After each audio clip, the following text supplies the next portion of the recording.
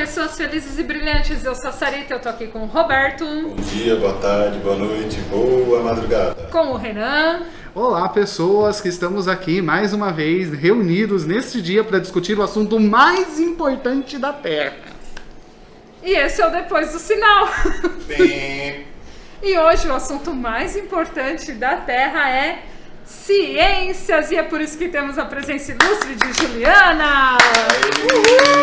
Uhul! Olá, gente, tudo bem? Olá, bom dia, boa tarde, boa noite para todos. E a ciência está presente no nosso dia a dia, a gente nem sempre percebe, muito menos eu que sou de humanas, né? Por isso que a gente tem a Ju aqui. E por que a gente trouxe a Ju aqui? Porque temos questionamentos muito sérios a respeito da ciência, não é mesmo, Roberto? É isso mesmo.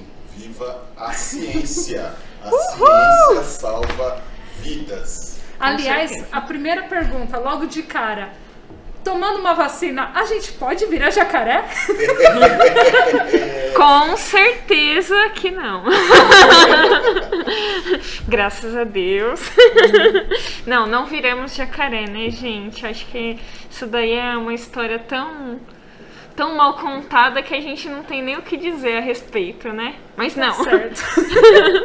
Ju, o programa é seu, fica à vontade. A gente vai falar umas groselinhas aqui no meio, mas fica à vontade e fala o que você desejar aí sobre ciências pra galera. Então, ontem à noite... Gente, eu gostaria de começar esse episódio agradecendo vocês por me convidarem para participar e questionando uma coisa já. Vocês se lembram do mundo de Bikman? Yes! Eu lembro. Muito bom! Muito legal. Vocês acreditam que tenha sido marcante esse programa? Pra vocês, pros filhos? Eu sempre quis uma fantasia de rato. Lester! Lester, melhor personagem. Então, como a temática que a gente se propôs a fazer hoje é essa, né, de trazer um pouquinho da ciência na mídia, eu comecei com essa pergunta porque foi um programa que na infância de muitos foi marcante por conta justamente disso, de trazer um conteúdo científico sério dentro de um programa infantil. Ao contrário de muitos que a gente vê que mistura, e tudo bem porque é ficção, mas é importante também programas com esse cunho mais científico e mais sério para que as crianças também interajam ali, consiga aproximar a ciência das crianças nossas, né? Mundo de Bikman, muito legal. E tem o Show da Luna também agora, que é um desenho brasileiro, por sinal, que também traz alguns assuntos nessa sua área aí, né, Ju? Sim, sim. E aí é mais um programa que demonstra essa importância, né? A gente tem uma demanda muito grande na mídia, né, sobre conteúdos científicos, a gente recebe isso toda hora, então é importante que a gente possa ter um acesso a matérias, a programas que sejam sérios e que expliquem os fatos, os conteúdos que as crianças veem no dia a dia de forma simples, né? Muito bom. Muito bom, muito interessante. Agora... Gostei, mas eu tinha uma dúvida, Ju. Sim. Já que a gente está falando sobre ciência e tal, aranha. Aranha. Sou fã do Homem-Aranha. Mentira, não era muito fã não, mas agora eu sou muito fã do Homem-Aranha. É só fã pra fazer essa pergunta. Para fazer a pergunta principalmente. Claro. A pergunta que não quer calar. A aranha solta a teia por um dos tentáculos? Tentáculos, perninhas. É pernas que É, é chamada. Polvo, aranha, tudo isso, umas pernonas. São tal. pernas, isso. As pernas da aranha. Obviamente não. Obviamente Não. Por onde sai a teia da aranha, Ju? A pergunta que não quer calar. A resposta que a Ju vai Passaram, ai, ai, ai. Vocês coloquem alguns pis nessa resposta. Tô brincando, Tem gente. uns Use o guardados. termo científico. Científicos. Melhor, né? Melhor. Então, nós temos o corpo da aranha dividido em duas partes, na verdade, né? Basicamente, cefalotórax e abdômen. E aí a gente tem uma região no abdômen dela, que ela tem essa glândula que é produzida essa teia. Tá? Que Então susto. fica no abdômen, no final do abdômen da aranha. E aí, nessa produção de teia, ela pode fazer vários tipos de teia diferentes, né? E são teias muito resistentes. Tá vendo? O Miranha, ele tá jogando teia do lugar errado. Ele tinha que sair do abdômen. O Roberto foi bem sutil, né? Tinha que sair do abdômen. Sim, sim, coloca o pi aí. Mas é bem interessante essa ficção que eles trazem, né, no Homem-Aranha e também nos 3 Homens-Aranhas aí que a gente tem no cinema, no universo Marvel, que cada um acaba fazendo de forma diferente, né? Então, a gente tem o primeiro lá que ele produz a própria teia, ele faz um estudo, né, e produz a própria teia. Tem o segundo que é uma produção como se fosse natural do corpo, né? E tem esse último que é todo cheio de tecnologia, né? Então, ele vem com uma armadura ainda uma armadura não, gente. É uma Não é exoesqueleto, não. Chama. nas aranhas sim, é o esqueleto. Caramba, eu tô eu muito colocaria. inteligente, Nossa, velho. Tá. cara, você tá... Nossa, parabéns. Peraí, Roberto. você está me dizendo que o Peter Parker, ele que produz, né, a teia por conta própria, certo? Naturalmente. No segundo, no segundo- eu sou meio desatualizado. Eu parei Você no tem que Fantasma acompanhar. dos anos 80. A última vez que o Renan foi ao cinema foi em 2016. Exatamente. vamos tirar ele desse. Você tá me dizendo que ele produz as teias naturalmente. As teias são extremamente resistentes, certo? Então, obviamente, elas são extremamente caras. Você tá dizendo que ele é pobre porque ele quer? Obviamente, ele é pobre porque ele quer. Na Porque verdade é porque ele tem o aval do Stark lá. Ah, eu parei na parte que ele era pobre mesmo. mas Não, ele é pobre, é verdade. nesse caso ele seria pobre. Se ele conseguisse produzir e vender esse tipo de tecnologia, ele seria muito rico, porque teria inúmeras finalidades, né? Mas sabe por que ele não vende? Porque pode ser usada pro mal e ele tem que ser usada pro bem. Com tanto problema na cidade, esse vai ser o último dos Gente, problemas. mas ele roubou as coisas do laboratório de química da escola. Olha aí, consegui. Pra quem roubou coisa de... Aliás, a Mariângela novamente não é apresentada e aparece no além do programa. Eu gostei. Mas isso porque ela fala que ela não quer aparecer, aí depois ela fala e quer aparecer. Aí, então, gente, Mariângela! Então, vamos Gostei. É uma coisa de fantasma aqui, né? Nesse podcast. Porco aranha, pouco porco e mais aranha, vai tecendo a sua teia, mas chouriço não faz isso, cuidado, ele é um porco aranha. Bom, já que estamos falando então de Fantasmas, heróis. qual que é a chance de um marshmallow gigante atacar uma cidade? Deixaram o Renan solto. Até onde eu sei. Sério? E aliás, se os caça-fantasmas caçam fantasmas, por que o inimigo final é um marshmallow gigante? Na verdade, é um fantasma que ele... Como eu posso dizer? Possuiu o marshmallow. Possui um marshmallow. Então ele é um marshmallow possuído. São A Ju já deve estar pensando, demoníaco no que raio marshmallow. eu tô fazendo nesse Não tem ciência aí. Isso Não, essa Bem, voltando pra ciência. Mas então. ele é comestível? Será? é uma pergunta. Imagina um marshmallow daquele tamanho. Poderia possuir outros alimentos. Acabamos Lembrando com- que os tomates assassinos também eram possuídos. Nossa, eu lembro esse. E é muito divertido esse filme. Isso não assusta nada. Que um tomate vai te assassinar. Agora, aproveitando que a gente tava falando de aranhas, quem assistiu o filme Aracnofobia também? Eu Cara, assisti. Aracnofobia não me é mas é estranho, eu não antigo. lembro. É lembro a antigão, história. passava na sessão da E a tarde. primeira aranha foi da Amazônia, o que me fez ter um certo medo por aranhas. A curva de rio, né? Olha, a Amazônia, ela na nossa mídia, ela possui criaturas fantásticas nesse mundo do cinema científico, como por exemplo a Piranha-Conda, do filme Massacre da Piranha-Conda, que foi feito com 3 bananas e um pedaço de tecido velho. Por que o Renan não vai no cinema? Os filmes que o cara assiste nem passa no cinema assistir. Piranha-Conda, nunca ouvi falar, pô. Como vocês perderam esse clássico do cinema trash? Não, vamos voltar. E Sharknado, vocês assistiram? Sharknado é um absurdo. Sim, qual a possibilidade de tubarões ficarem presos em um tornado? Vocês contem quantas vezes eu vou falar zero nesse podcast. Falando em filmes ruins, qual é a chance de pássaros assassinos nos atacarem em formato de GIF animado? Nossa, é uma possibilidade aproximada de zero, eu acho.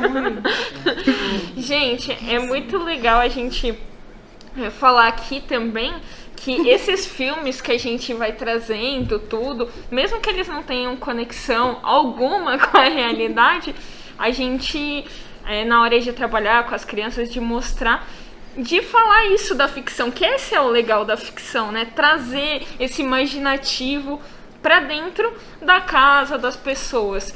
E aí eu penso assim também. Dentro das aulas de ciência, claro que não, que dá para se explorar mais, mas em casa é importante que os pais forneçam todo esse repertório cultural que está disponível pra gente, né? Que nem a Piranha-Conda.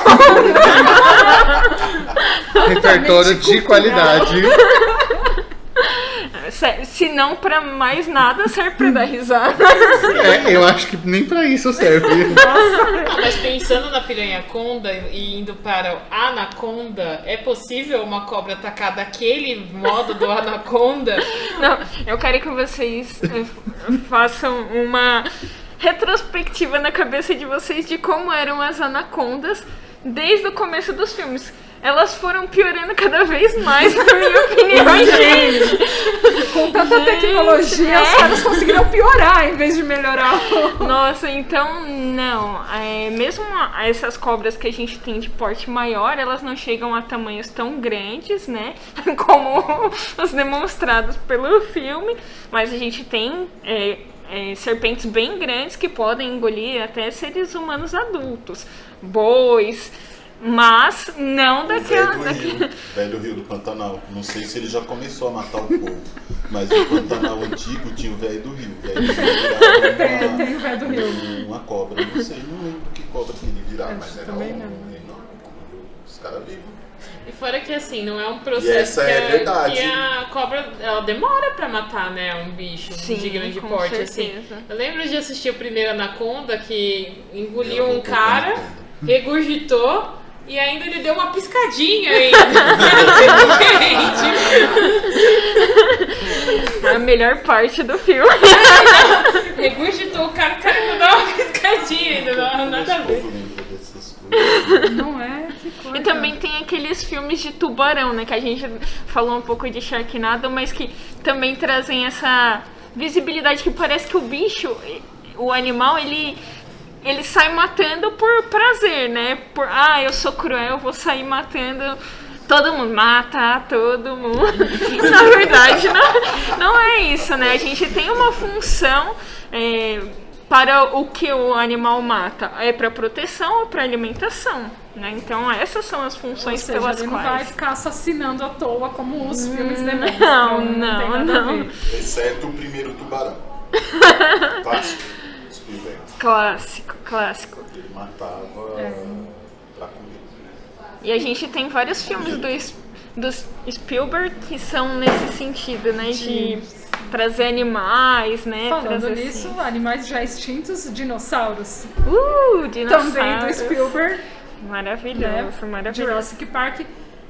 a gente consegue recriar um dinossauro a partir do DNA encontrado num mosquitinho? Não, gente, não consegue. Todas as perguntas que a gente fizer, você sempre não, que droga! Qual que é a chance? Eu vim pra destruir sonhos. E qual que é a chance de um bando de cientista não saber que o sapo ele tem uma reprodução assexuada num laboratório? Pode E crer. é uma coisa assim que não eram cientistas, né? Então é bem importante a gente falar a respeito desse filme, porque ele é um clássico, né, dentre os dos dinossauros, que tem todo aquele processo em que mostra o mosquito sendo capturado, né, ali ele pousa na árvore, é envolvido por âmbar, né, que é uma substância que a árvore solta mesmo. E que sim, preserva os animais durante muito tempo, mas a gente tem, mesmo com um mosquito que acabou de se alimentar ali de um ser vivo, né, de um dinossauro, vamos colocar aqui, e aí ele tá ali no âmbar. A gente tem os dinossauros com pelo menos 65 milhões de anos, os mais antigos, que foi o período Cretáceo, onde houve a grande extinção, né? E aí a gente tem o DNA sendo degradado, né? O DNA, o código genético que todos os seres vivos têm para poder se reproduzir, para poder fazer as funções corporais como um todo, sendo degradado pela metade a cada 500 anos, mais ou menos. Então, não seria viável, né?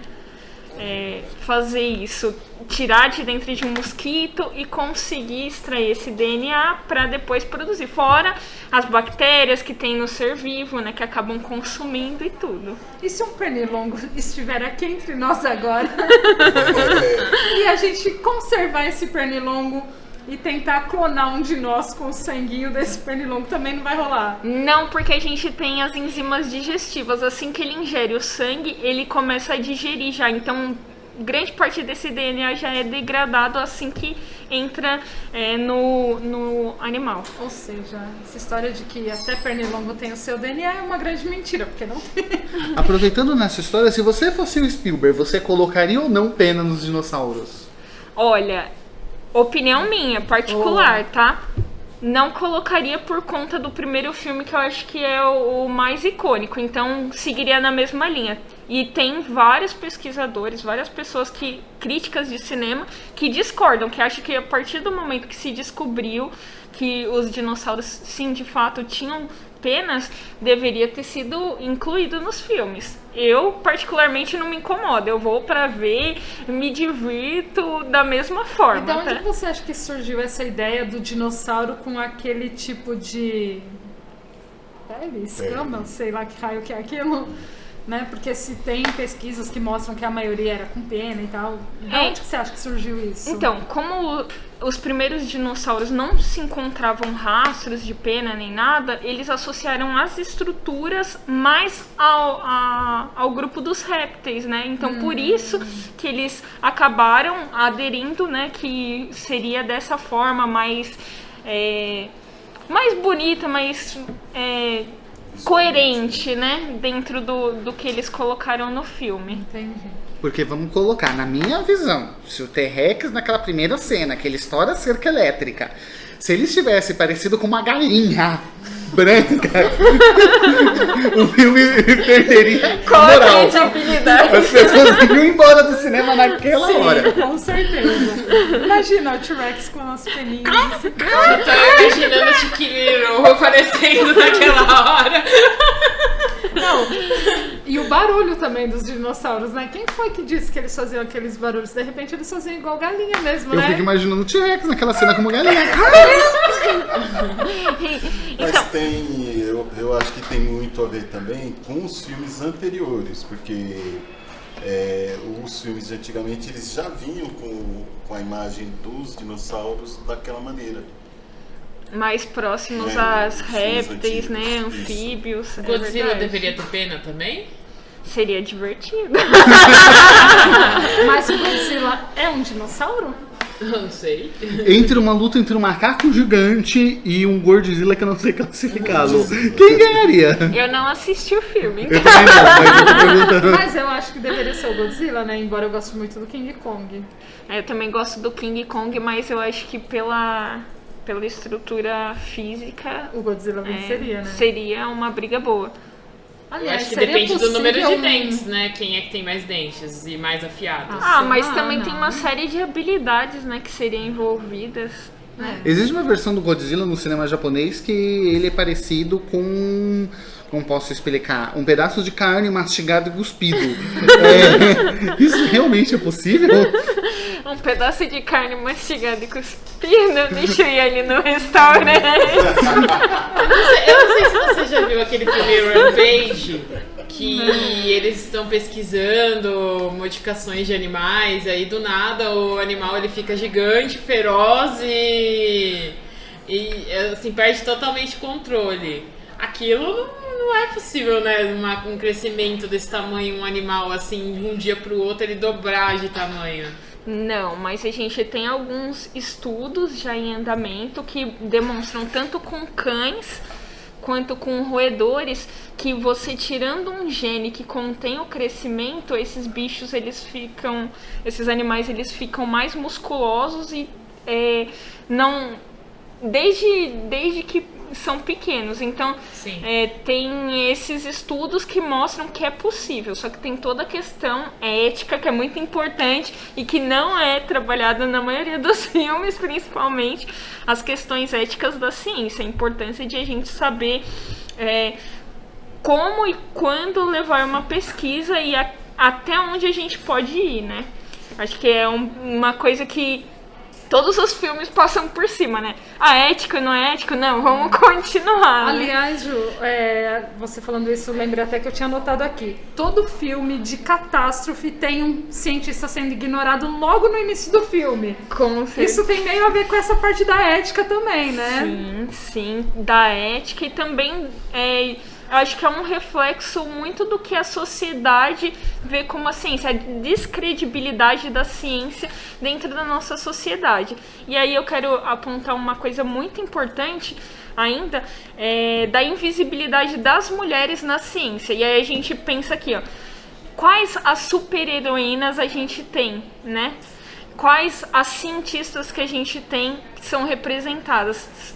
A gente não tem essa representatividade, a gente não consegue visualizar isso no cinema, nas revistas, nos quadrinhos, então a gente tem pouca visibilidade dentro desse mundo e que as meninas precisam aí ser mais representadas. E aí a gente teve aí o sequenciamento feito pela nossa querida brasileira aqui, que mostrou justamente isso, a visibilidade da mulher na ciência, que foi a Jaqueline Gomes que fez isso, Góes, perdão, que acabou decodificando o RNA do coronavírus e que deu pontapé inicial para essas pesquisas, né? Pesquisa das vacinas, Ju? Das vacinas. Aquelas vacinas que salvam vidas? Exatamente. Vacinem-se, viu? Vacinem-se.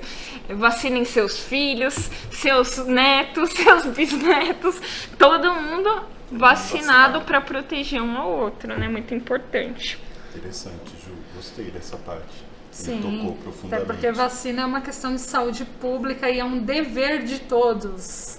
Eu sei que o corpo é algo individual, mas quando a gente fala de vacina, a gente está controlando doenças, né, que são virais e que não atingem só a gente, né? Eu posso transmitir para o outro. Então é muito importante e a gente tem que entender que em alguns casos o nosso corpo é coletivo e no caso da vacina, nesse caso a coletividade importa muito mais do que a individualidade. Com certeza. Fique sossegado que você não vai ter um microchip inserido pela vacina em você para ser espionado, porque você já está sendo espionado por algo Pelo seu chamado celular. de celular. E como a Ju falou, você também não corre o risco de virar um jacaré.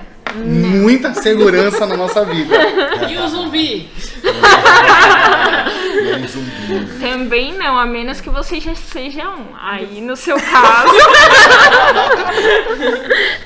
Aí eu quero também trazer aqui, já que a gente está falando de mulheres na ciência, o filme Estrelas Além do Tempo. Então, Maravilhoso. Uau, filmaço. top, né, gente? Maravilhoso. Top. Então, que vai falar aí um pouquinho da mulher, das mulheres trabalhando na NASA aí por volta dos anos 60, durante a Guerra Fria, e a segregação, porque elas são mulheres negras, né? E tem toda uma questão. É um filme maravilhoso para ser trabalhado, para ser assistido, e acho que é merecedor de todos os prêmios aí. Acho que foi pouco destacado, mas que merece muita atenção.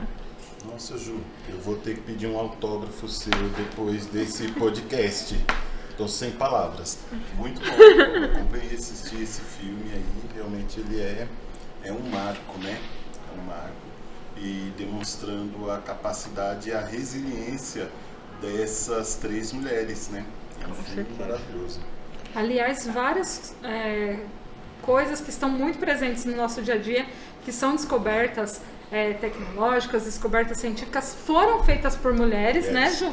E muita coisa que a gente nem se dá conta, a gente nem tem noção de que foram descobertas por mulheres, porque como a Ju falou, nunca tem esse destaque, né, para a mulher. Então é bom a gente evidenciar isso também, né? A gente tem inclusive a descoberta do próprio DNA, que foi feita a princípio pela Rosalind Franklin, que ela fez uma fotografia, né? E o que aconteceu com ela?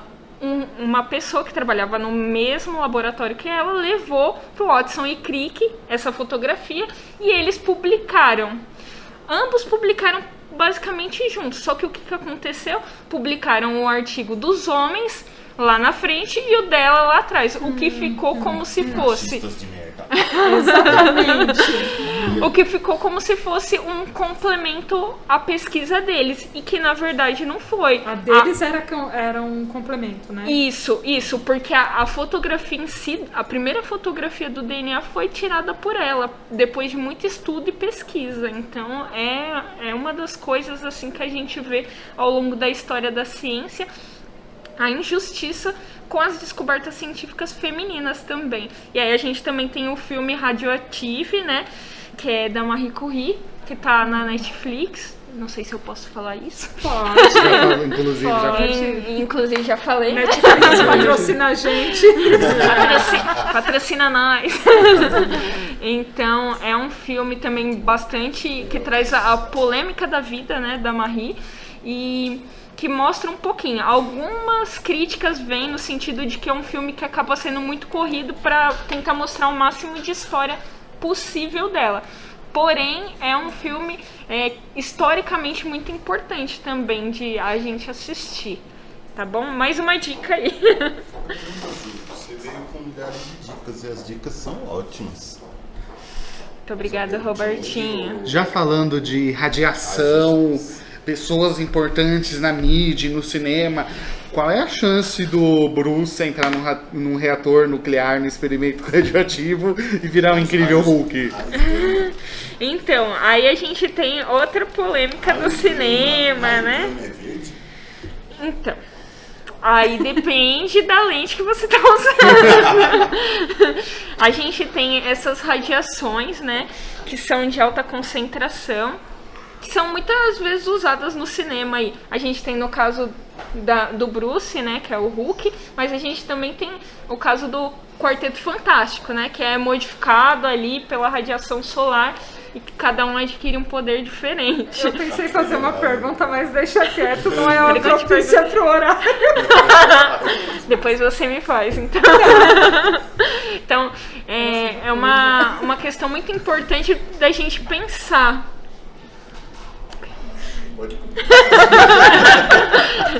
É que vocês não estão visualizando. A Sarita, ela tá roxa! Roxa! Muito A pergunta realmente era imprópria para o horário. Bem imprópria. Mas depois a gente conversa. Então aí a gente tem... É muito importante falar que a radiação, ela altera o DNA. Então ela pode ser usada que nem, por exemplo, quando a gente vai fazer um tratamento de radioterapia, que é para diminuir o câncer, e que vai atuar o quê? Destruindo as células cancerígenas. Algumas boas também acabam indo. Então, já nesse link, fazendo uma ligação entre uma coisa e outra, a gente vê que a radiação em si, ela não é benéfica para as células do corpo humano. Então, a gente tem uma radiação aí que acaba alterando o DNA ou destruindo mesmo ele, totalmente. O câncer de pele, outro exemplo, vindo da radiação solar, né? Então, as mutações que são causadas no DNA depois do ser humano adulto, geralmente elas são maléficas, né? Elas não são benéficas. A gente não tem, assim, um histórico científico de benefício a respeito disso. Pensando nisso, a gente lembra dos X-Men, né? Que eles têm um gene X diferenciado e aí a gente vê, por exemplo... Mas eles já nascem, né? Com Então, mas na síndrome de Down, quem tem um... síndrome de Down nasce com um cromossomo a mais e não quer dizer que isso seja benéfico ou não. E aí a gente tem também a síndrome de Huntington, né? Sim. Que é uma síndrome que aparece geralmente com um ser humano adulto, que vai causando degeneramento da estrutura cerebral e de nervos também do indivíduo. Então a gente tem essas alterações genéticas que geralmente não são benéficas. Quando que uma mutação costuma ser benéfica? Quando ela acontece com o indivíduo ainda novinho, ainda pequeno, e quando o ambiente, então aí entrando em Darwin já, quando o ambiente favorece esse indivíduo, então a seleção natural ali. A gente tem vários motivos, né, várias coisas que podem causar essa modificação genética, né?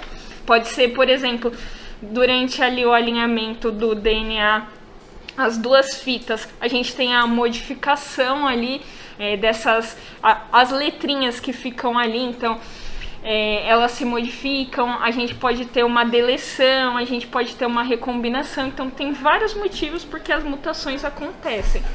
E geralmente elas não são benéficas a menos que favoreçam o indivíduo no ambiente. Só dar um exemplo rapidinho disso. Por exemplo, uma mariposa que seja de cor mais amarronzada. No ambiente que a gente tem aqui, por exemplo, em São Paulo, onde os troncos são mais escuros, é favorecida, porque ela pousa no tronco e ela não fica visível para os seus predadores. Agora, quando uma mariposa é mais clara, aqui nesse ambiente, ela pousa no tronco, ela se destaca e aí ela pode ser predada mais facilmente. Isso é um exemplo de como a seleção natural atua em cima dos indivíduos, né? Falando nisso, eu lembrei, até pesquisei aqui o nome. Os bajaus, ou nômades do mar, você já ouviu falar dessa? É uma etnia indígena, se não me engano, e eles conseguem, eles foram adaptados geneticamente, digamos, para respirar debaixo d'água por conta da região onde eles viviam. É bem isso que você falou, então, porque desde muito pequenos eles vivem numa região que alaga uma parte do ano, então eles têm que sobreviver nadando, mesmo se deslocar nadando. Então esse pessoal dessa etnia, né, eles conseguiram mudar geneticamente, já foram feitos estudos e tal sobre eles. É bem isso que você está dizendo, porque eles tiveram essa mudança novinhos. A seleção natural atuando. E aí o que é importante saber de uma mutação? Que ela só acontece de fato se ela passa para a próxima geração. Porque se ela fica em mim, ela não é uma mutação em si, né? Sim. Ela tem que passar. Então, o que deve provavelmente ter acontecido? Os que estavam melhores adaptados para ficar embaixo d'água tinham mais chance de sobreviver e também acabavam ficando com outras pessoas também dessa mesma forma. E aí os filhos também acabam tendo essas mesmas características, né? Então, provavelmente o filho do Hulk não será o Hulk. Decepcionante, mas não. Não. Sem chance também de um magrelo baixinho virar o Chris Evans. Olha, aquilo, com exercício. Aquilo que a gente tava falando. Na prática, não. Tem estudos que estão tentando desenvolver isso, mas é uma questão de bioética e tudo, né? A gente tem vários fatores envolvidos. Inclusive, um tempo atrás, na China, eles estavam querendo selecionar genes ligados à inteligência para que os filhos aí das pessoas fossem mais inteligentes que o outro. E aí a gente pensa assim, e quem não tem dinheiro para entrar nessa pesquisa, para tentar selecionar ali, como fica? E quais... o que vai acarretar isso a longo prazo? Porque quando a gente mexe em genética, se a gente coloca uma coisa, pode alterar outra. Um exemplo, eles criaram geneticamente galinhas com dentes. Como? Ela tem o gene de ter dente, só que eles ativaram esse gene que ele está, entre aspas, adormecido. E o que aconteceu? Esses indivíduos que foram criados, eles não vingaram, eles morreram ainda dentro do ovo, então eles não se desenvolveram totalmente para sair, né? Então é um exemplo de como uma coisa pode estar ligada à outra e a gente ainda está tentando entender isso enquanto ciência, né? Isso, Ju, no caso do como é que é o nome? Steve Rogers. Hoje, se a gente falasse quanto ao doping, né, que o pessoal fala do... Caramba, acabei esquecendo, tava na ponta da língua. Vê aí, Sarita, se aparece. Mas até o doping demora um certo tempo. No caso, da galera que toma bomba? Isso, dos hormônios de crescimento e tal, que o pessoal toma, os anabolizantes, lembrei. Anabolizante faz com que a pessoa se torne com os exercícios e tal. A pessoa era magricelo, vira um monstro de força. Isso aí pode acontecer. Não teria muito a ver com Steve Rogers, mas teria alguma coisa de fundo de verdade, né? Sim, a possibilidade de desenvolvimento, né? Mas há um custo e também há um período um pouco maior, não tão instantaneamente, né? Que nem no caso do Steve. Você falando de gênio, eu lembrei de uma cena de um filme, do Máquina do Tempo, o mais recente, não o mais antigo. Tem uma cena em que ele vai pro futuro e ele para numa biblioteca e a professora tá passando com um aluno e esse aluno começa a aprontar tudo. Ela fala assim: eu vou fazer uma recombinação genética se você parar. Ameaças do futuro. E viagem no tempo, Ju? Viagem no tempo. Você vai falar aqui também. Seria... Por enquanto não. Seria ótimo, né? Mas eu acho que a gente podia fazer um outro episódio sobre viagens no tempo. Você Perfeito! Por favor, nos traga o esclarecimento se uma máquina de viagem no tempo cabe dentro de um DeLorean. Já vou até anotar aqui ou pra se não um esquecer. roedor pode ligar uma máquina. Verdade. Essas são associado ao dúvidas basilares para a sobrevivência da humanidade. Só uma pergunta pra vocês. Vocês acham que quem retornou metade da humanidade foi o roedor? Foi função do roedor durante o filme da Marvel voltar metade da humanidade? Que se não fosse aquele link dele ali, metade da humanidade tinha ficado perdida? Com certeza, porque não teria voltado, não teria nada acontecido. Mas essa Porque é uma das várias possibilidades do Doutor Estranho. Quantas lá. possibilidades ele viu? Você acha que uma daquelas possibilidades que ele não viu não teria o rato não ligando? Mas vamos deixar pro próximo episódio. Especulações. Ju, muito obrigada pela sua presença. Já está convidadíssima para um próximo episódio sobre viagem no tempo, que a gente vai marcar certinho. Vamos estudar sobre o tema para não... Nós vamos ter que fazer uma temporada. Temporada de Ju. Esses esclarecimentos. Você vê que a gente até ficou quieto. A gente até ficou quieto. Não. Perto do que a gente costuma falar, a gente ficou. Olha o Renan tá quieto, gente. Principalmente Ju. A Ju é uma Conseguiu. milagres. Então, Ju, muito obrigada pela sua presença. Volte sempre. Eu que agradeço, gente. Muito obrigada. Foi um prazer estar aqui com cada um de vocês e foi muito divertido. É isso aí. Obrigada, meninos. Obrigada, Mari. Obrigado! Tô sempre aqui. E é isso, né? Vocês querem falar mais alguma coisa? Por favor, assistam a versão alternativa de Jurassic Park, que os dinossauros têm penas brancas de galinha. Não vale a pena, mas assistam. Misericórdia. Não, ele ainda fala, não vale a pena. Na onde você viu esse filme? Tá, Avisa o pessoal. Tá em algum site aí aleatório que eu não lembro. Pô, Renan, tem que trazer a informação Completa. Pô, eu tô vendo foto de galinha com dente. E aproveitando, então, eu vou também dar uma dica de um livro infantil, infanto-juvenil, chama Marie Curie. É assim, né? Que fala? Isso. Marie Curie no País da Ciência. É da editora SM. E eu não vou saber falar o nome das autoras, mas eu vou tentar. É Irene Cohen Janca e Cláudia Palmarucci. Esse livro é muito legal, traz informações sobre a vida da Marie Curie e também sobre ciências, as descobertas dela. E é infanto-juvenil. Aproveitando que você está falando de livro, tem também a série de livros Mortos da Fama, que é Nossa, divertidíssimo é e traz vários cientistas também a visibilidade de uma forma divertida. Então, mais uma indicação aqui. Olha aí. Caramba, mais isso. Não vamos terminar esse programa hoje. Vamos continuar falando? Não, tá bom, Tchau, vai. tchau, tchau. Hoje já deu. Tchau, gente. Muito obrigada e até a próxima.